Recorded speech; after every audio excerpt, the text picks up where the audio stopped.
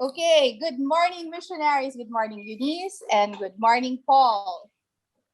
Good morning. Good morning. Hello. Hi, this is Sister Keiku, and I'm so glad to have you with us this day as we talk and chica and learn more about you guys. So, are you guys ready? Yeah, Ready? correct. Okay. So, I know it's been a while since we've seen each other in person. So, we just want to get to introduce you guys anew to maybe a new batch of viewers and listeners who may have missed out on your stories or who you are. They just see you as a name in our weekly prayer bulletins, or whenever we're reminded to pray for missionaries, we see your name. So we want to put some meat to your names, if you don't mind, Eunice and Sir Paul. So this morning, let's get to know you. Okay, are you ready? Yes, Yeah, already. sure. So, Eunice, let's start with you. I can see you have a beautiful view there. Could you share a little bit about your name and what you're doing, who you are? Yeah. Hello, good morning. I am Eunice from Laguna. And I was sent by the Lord to a country in Asia where there are a lot of Buddhists. And so right now I am still here in the Philippines because there is some kind of problem in the country. And I'm still waiting for God to send me back to that country. Thank you, Eunice. Paul, how about you? Tell us a Hi, little bit about yourself. yeah. Hi, my name is Paul. It's Paul. So my name is like not Paul because Paul is uh, Power of Love. So one of my favorite songs, the Christian song, Power of Love. Given by my tita, who is a Christian, and yeah, she chose that name. Right now, I'm in Thailand, in Korat, doing the ministry, the students, professionals, children.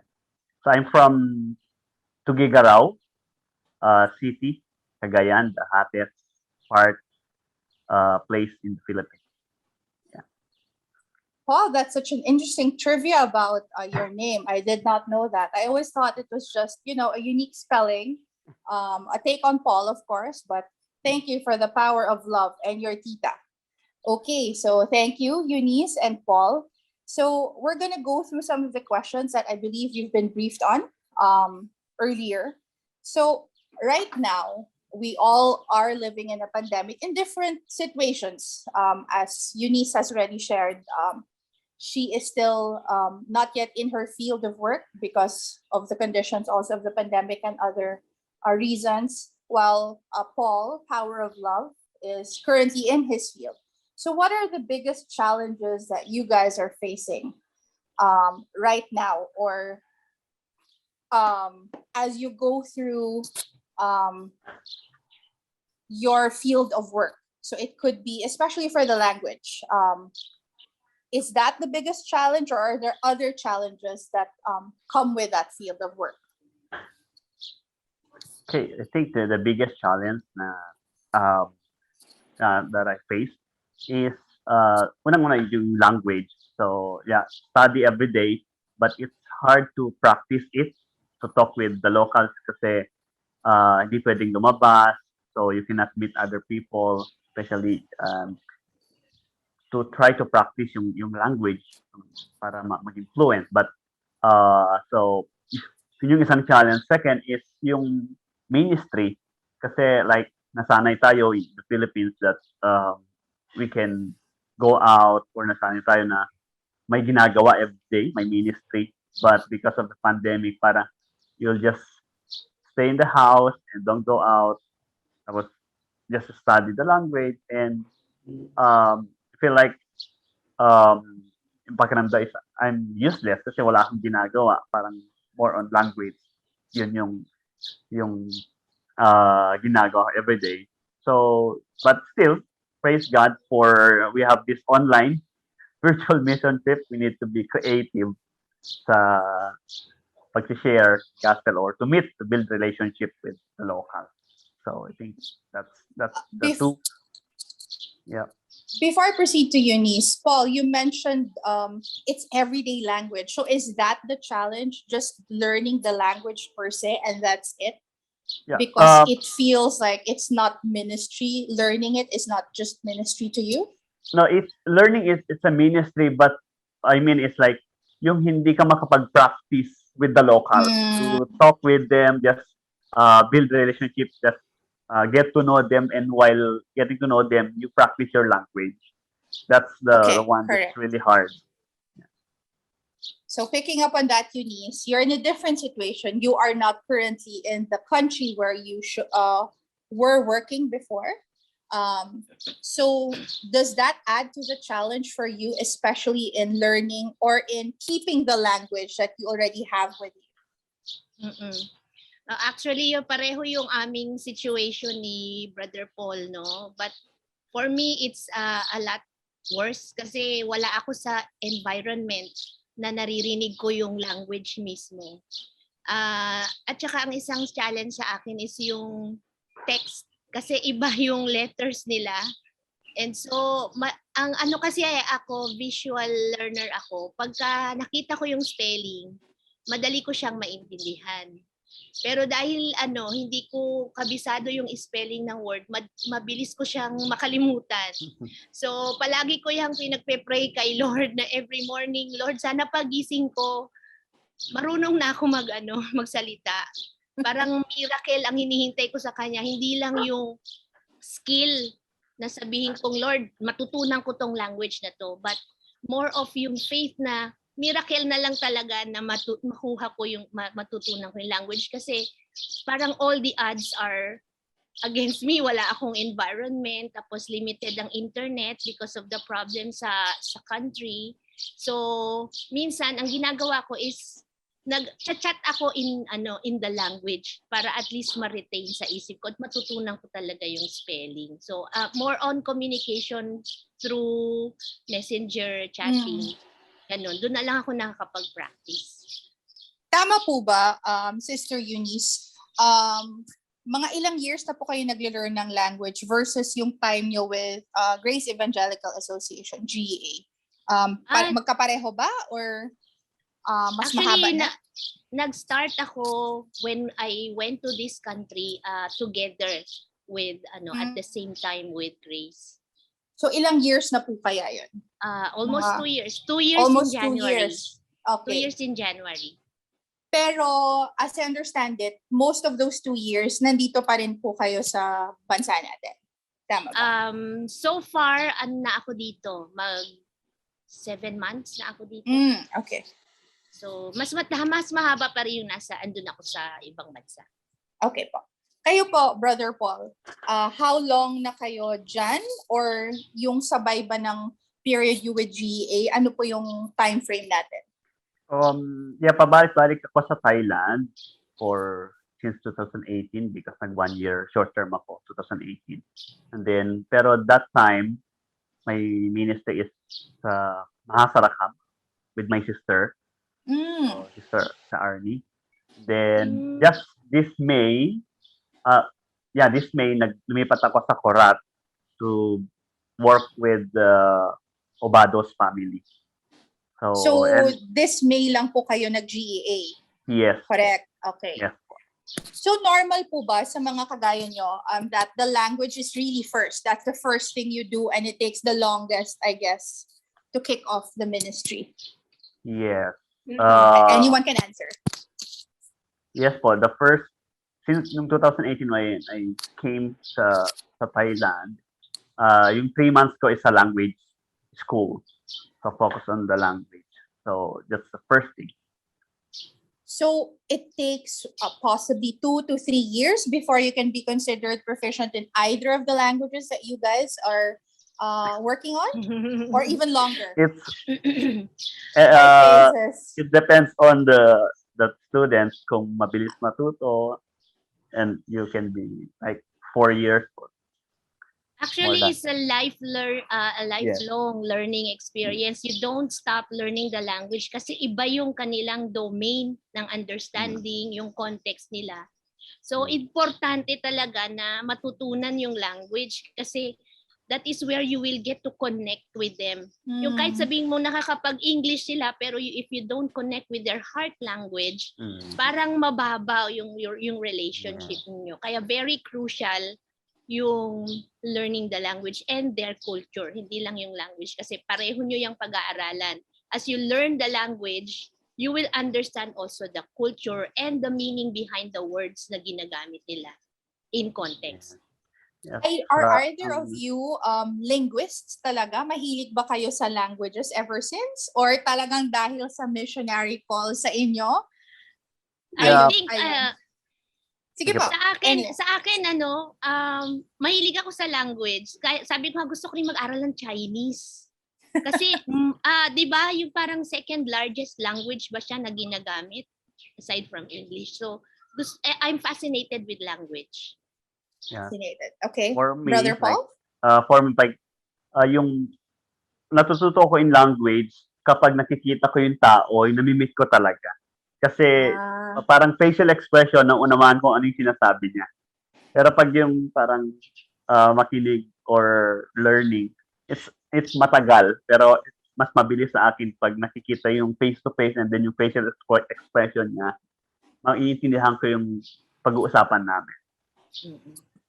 Here already, we can see very different styles of learning, no? And that's very interesting. So I hope anyone who's listening to this can also see, hey, I can learn it. They're struggling, but they're putting a smile on their face, even as they're struggling. Okay, so you mentioned it already. It's via Zoom. A lot of things is via Zoom, Brother Paul, Sister Eunice. And while it has connected us, it has brought our world closer the past 2 years. In fact, since March 2020, it has also had its own set of challenges. So what for you guys has been the most challenging thing about using Zoom or Google Meets or any of these other platforms where we are connecting with each other globally and locally? Sister Eunice, you can start. Basing kasi sa situation sa country, no, there are times na wala silang internet or walang kuryente kasi pinuputol yung kuryente nila. But so far sa Zoom, siguro ang pinaka-challenge ko is yung technology mismo kasi hindi ako masyadong marunong. Actually, now I am also involved in teaching English sa mga students doon sa country. And I have to learn the ins and outs of Zoom. Kaya, ayun, baka may mga training kayo dyan. Hindi ako marunong. Brother Paul, how about you? Zoom is like, sa panahon natin ngayon, we need to accept the truth. Ito na yung bagong new normal na kailangan natin. It's just like yung creative of how are you going to use the technology para magnandun yung excitement ng mga tao o mga locals or mga tao. For me kasi, ako yung person na I like to be with the people and mas mabilis ako makapag-build or makapag-connect with them kasi yung anytime you can talk with them or just go with them, know them more. So, but it's also like with this Zoom, it's parang challenge and also a blessing na meron tayong way.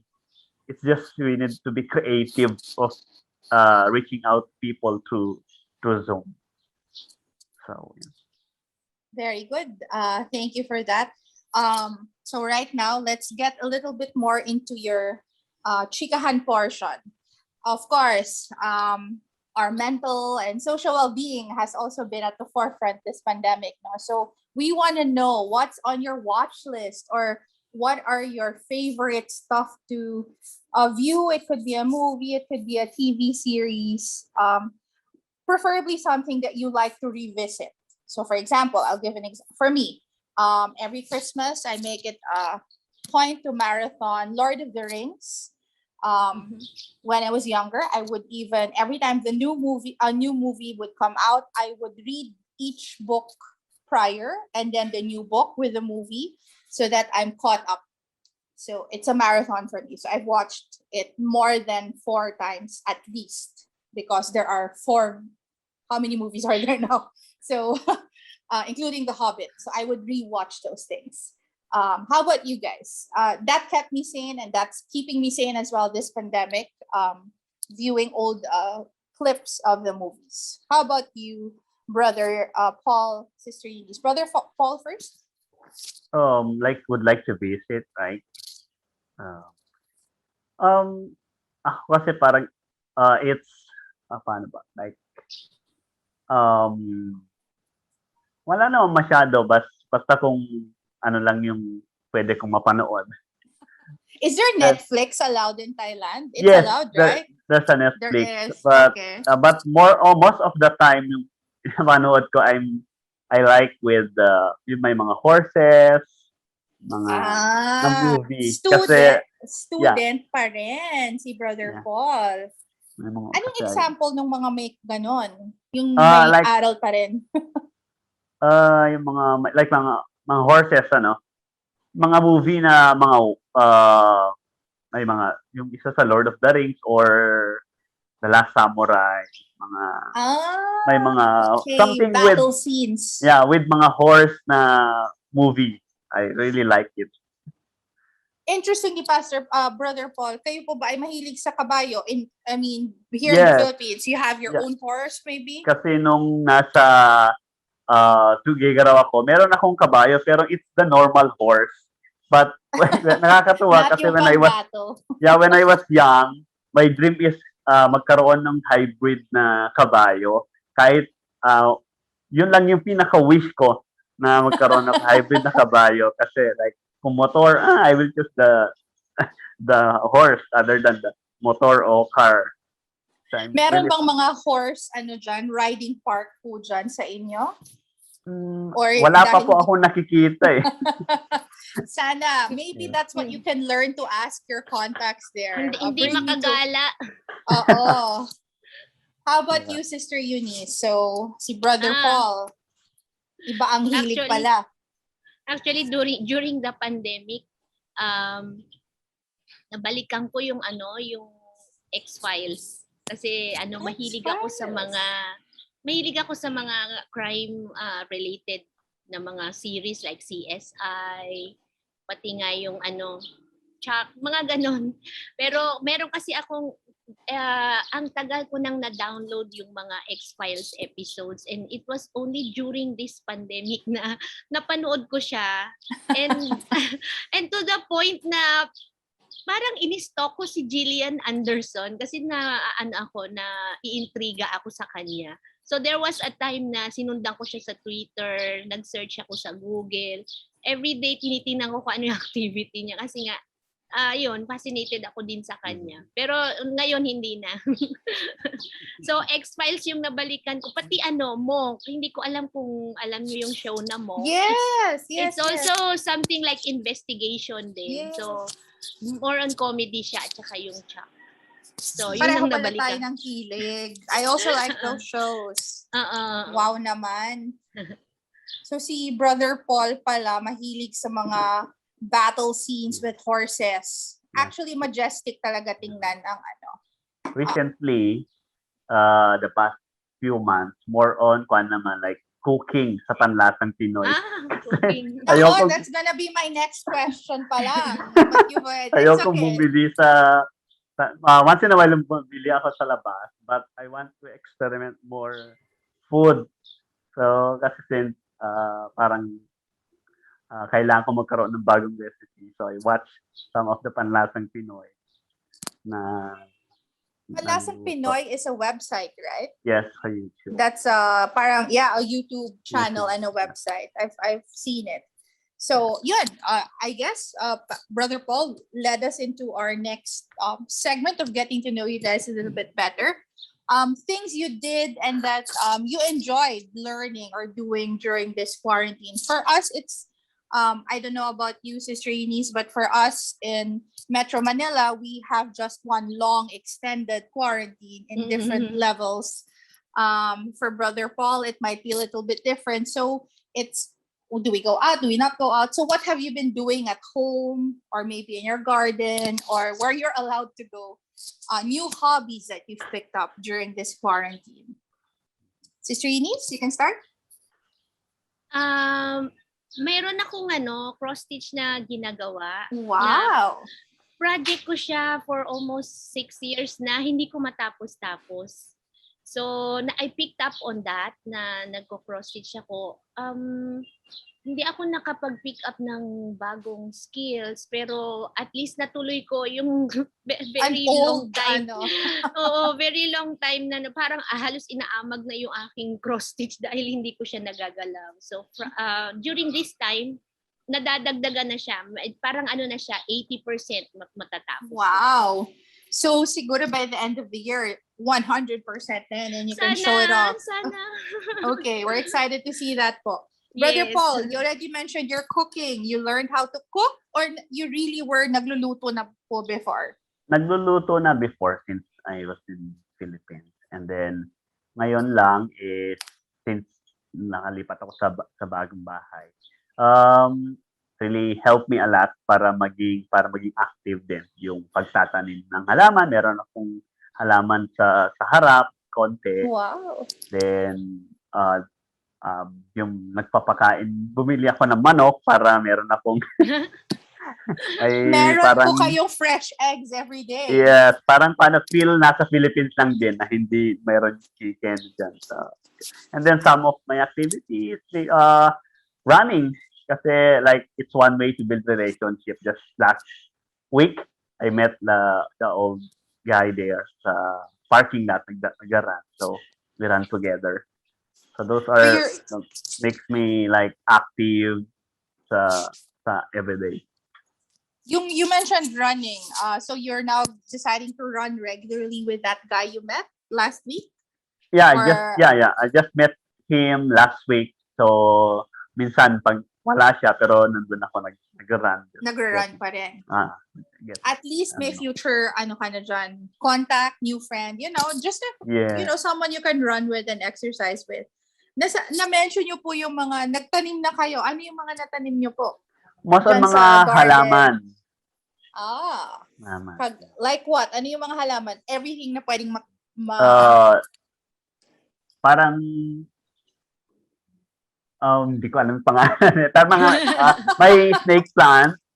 May snake plant na tapos aloe vera. So, tinanim.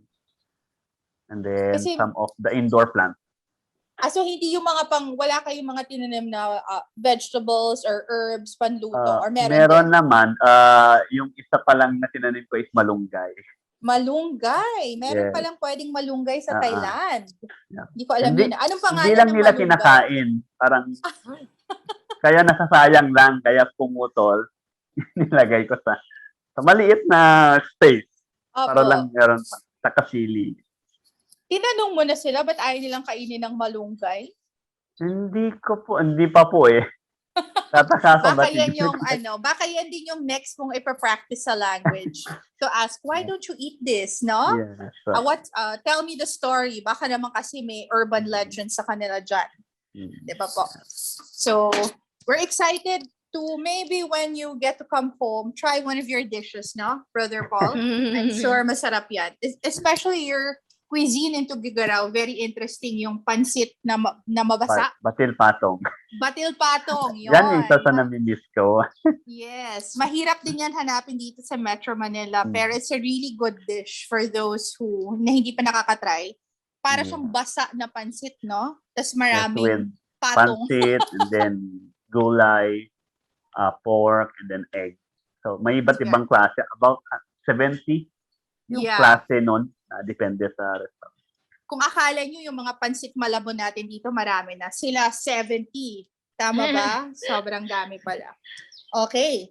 So, ngayon, again, hindi pa natin alam kung kailan ulit tayo magkikita-kita, when we'll see each other again. Because last year, we've already done a virtual missions conference. This year, it's going to be another virtual setup. So, how can we continue to pray for you guys, especially that We don't know yet when we will be face to face with you, when you will also get to fly out, or for Brother Paul, when he gets to go into his field, meet people face to face, practice the language with them. How can we pray for you guys in this season? Sister Eunice, I think you can start. Ang pinaka-importante is yung language talaga. So, please continue na ipag-pray na together with me, pray for a miracle na matutunan ko yung language. Actually, kahapon is my language assessment, and ako mismo nakikita ko kung saan yung aking weak points, and that is with listening. Hindi ko sila ma-catch up sa sinasabi nila. Kaya ipag-pray po natin patuloy na ma-acquire ko yung language. Ang isa pa rin po ay yung direction, kung kailan ako pwedeng lumabas ng bansa ulit. May mga plans na kung hindi pa open yung country is to temporarily be based in Thailand. So, pakipag-pray po ng mga visa platform, kung ano po yung paraan na makapasok ako ng Thailand.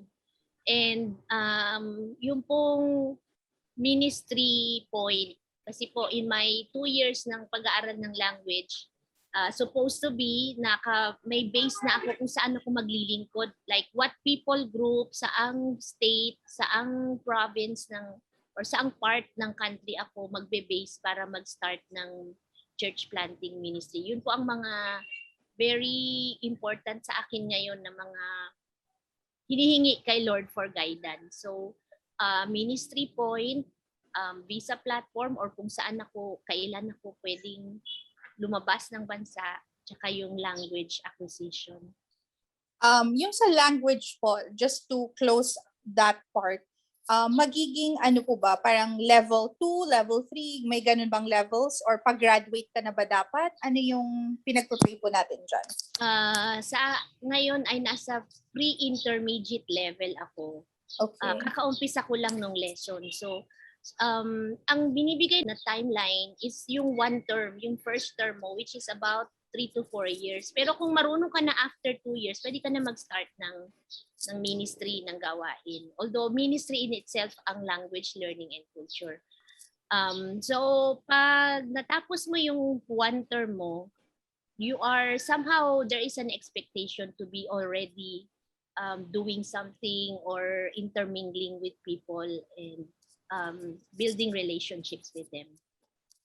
Okay, medyo mabigat yung mga kailangang pag-pray for you. So thank you for sharing that, Sister Eunice. How about you, Brother Paul?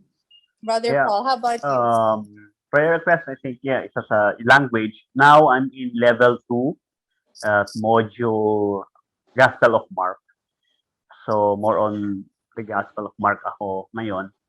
Pray for wisdom and yung more understanding na mas lalo maunawaan, not just learning the language, but putting in the heart so that I can, when I'm going to share that the gospel, I know kung ano yung pananaw nila, unawaan ko ano yung pananaw nila really sa gospel. Kasi it's totally different when sa Christian and the Buddhist. So yung sin, iba yung pananaw nila ng sin. So it's just, hindi naman tayo makasalanan. So, ganun. So, please pray for that. Second is, yung ministry na ngayon, yung new normal, it's more on online, and we have upcoming virtual mission trip. So, starting next week, and November, December, January. So, more on virtual mission trip. Yung sa virtual mission trip po, can you go out of your house to take people around? Are you allowed to go out already? Ano po ba restriction natin? We invite yung mga contacts. Meron kaming tinatawag na worship and witness. Filipino group na minomobilize natin to help us in the ministry. So yung mga teachers na yon na worship and witness group, they are all Filipino teachers, and we ask them to invite their students to join the virtual mission trip or to join the English class. And through that, we can build relationship with them, and looking forward na maging okay na lahat itong COVID, then we can just meet them in their school or in the center. Okay. So those are Filipinos based there na pala. Yes, yung Tama mga ba? Okay. uh, sila yung Filipino teachers, but they help us to uh, invite their students to join. So sa virtual mission, yung mga locals na estudyante or teachers ang magjo-join, mga Thai. And then teachers are Mm. from the Philippines. Okay. Ganyan. That's an interesting setup, no? Yeah. Iba rin.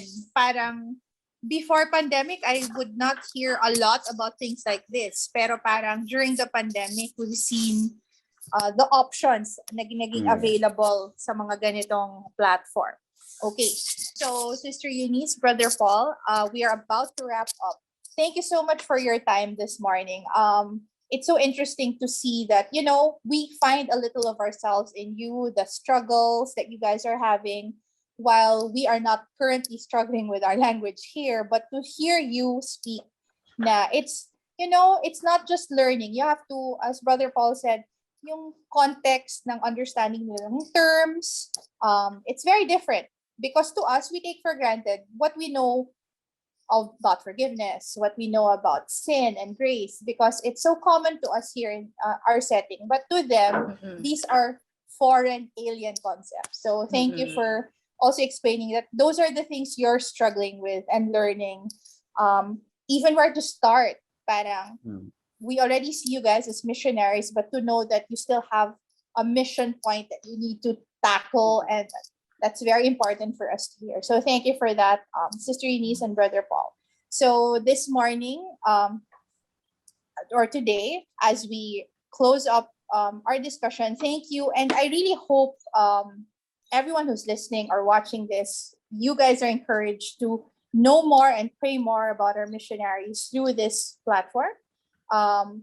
We can reach out to them given whatever social media handles we're allowed to use, or email. Email is always good, right? So thank you. So to everyone, thank you for joining us as we wrap up this session with Sister Eunice and Brother Paul, Power of Love, Suyu, as we will continue to know more and pray more for them. So everyone, I hope you really take up the mantle of knowing more and praying more about our missionaries. Thank you. Thank you also. Thank you. Sawadee Krap.